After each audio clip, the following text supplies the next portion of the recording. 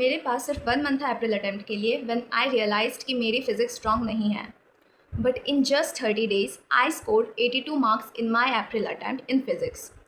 तो आज की इस वीडियो में आपको बताऊंगी कि मैंने एग्जैक्टली क्या किया। So do watch till the end.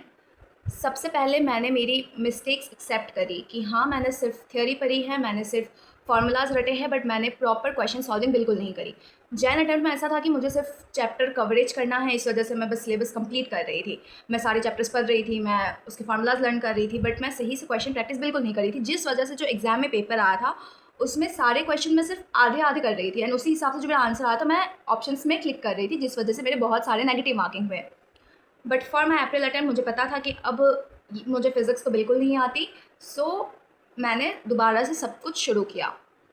So first point, मैंने सबसे पहले एक सही ऑर्डर में चैप्टर्स किए। लाइक जैन अटेम्प्ट में ऐसा था कि मैं कुछ भी कर रही थी, किसी भी फॉर्म में कर रही थी, मेरे पास कोई प्रॉपर स्ट्रैटेजी नहीं थी। बट अप्रैल अटेम्प्ट में मैंने सब कुछ एक प्रॉपर स्ट्रैटेजी से किया। मैंने एक लिस्ट बनाई, एक ऑर्डर बनाया ऑफ द चैप्टर्स कि सबसे पहले मैं करंट इलेक्ट्रिसिटी करूँगी, दैन मैं इलेक्ट्रोस्टैट करूँगी, एंड देन मैं रे ऑप्टिक्स करूँगी, and then modern physics, because इनसे क्वेश्चन तो आएगी ही, भले ही कोई भी शिफ्ट हो।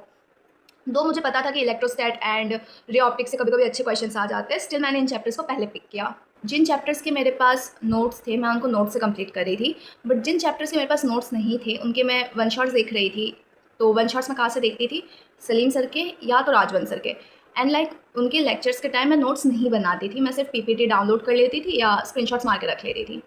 And after the coverage of the chapter ख़त्म करने के बाद मैं खुद से शॉर्ट नोट्स बनाती थी। सबसे पहले मैंने क्या टॉपिक पढ़ा, उसके अंदर मैंने क्या चीज़ें पढ़ी, मैं खुद से लिखती थी बिना पीपीटी देखे। एंड जब मैंने मेरे हिसाब से पूरा शॉर्ट नोट्स बना दिया है, उसके बाद मैं पीपीटी पे जाके क्रॉस वेरीफाई करती थी कि मैंने जो नोट्स बनाए हैं वो एनफ है, और मैंने कोई पॉइंट मिस कर दिया या कोई टॉपिक मिस कर दिया, वो मैं एक बार पीपीटी पूरा स्क्रॉल करने के बाद एनालाइज करती थी। एंड इफ मुझे कुछ एक्स्ट्रा मिलता था कि हाँ ये ऐड करने जैसा है, उसको मैं स्टार मार्क से ऐड कर देती थी अपने शॉर्ट नोट्स में, ताकि मैं नेक्स्ट टाइम अपने नोट्स देखूँ तो मुझे पता चल जाए कि ये टॉपिक मैंने पहले टाइम पर मिस किया था।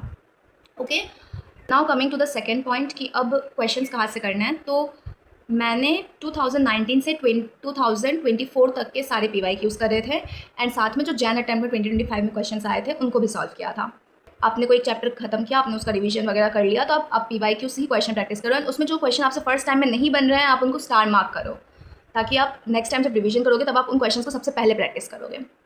Okay, now coming to the third point, अब आपने रिवीजन कर लिया, आपने क्वेश्चंस भी प्रैक्टिस कर लिया, तो आपको टेस्ट देना है। टेस्ट कहाँ से देना है? टेस्ट आप चैप्टर वाइज दे सकते हो एनटी अभ्यास से, इसके अलावा आप मार्क्स ऐप से दे सकते हो या एम्बाइब ऐप से दे सकते हो। जितने ज़्यादा आप टेस्ट दोगे उतना ज़्यादा आपको पता चलेगा कि एग्ज़ाम में आपको कैसे क्वेश्चंस अटैम्प्ट करने हैं, आपको कितने सारे क्वेश्चंस अटैम्प्ट करने हैं, आपको कौन सा क्वेश्चन अटैम्प्ट करना है, कौन सा मिस करना है, आपको कैसे टाइम मैनेज करना है, ये सब आप टेस्ट से ही एनालाइज करते हो। Coming to the last point, अब आपने रिविजन कर लिया, टेस्ट दे दिए, क्वेश्चंस प्रैक्टिस करें, अब आपको किसी भी चीज़ को एंड कैसे करना है। सो आपने 3-4 चैप्टर्स इसी फॉर्मेट में आपने कंप्लीट कर लिया।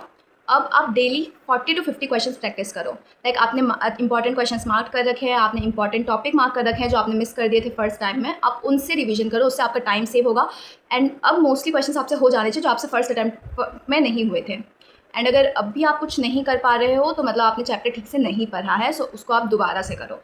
यही एक सही तरीका है फिज़िक्स में अच्छे स्कोर लाने का। ये सारी चीज़ें थी विच आई फॉलोड, एंड जिससे मेरे 82 मार्क्स आए अप्रैल अटेम्प्ट में फिज़िक्स में। सो आई होप कि ये वीडियो आपके लिए भी हेल्पफुल होगी।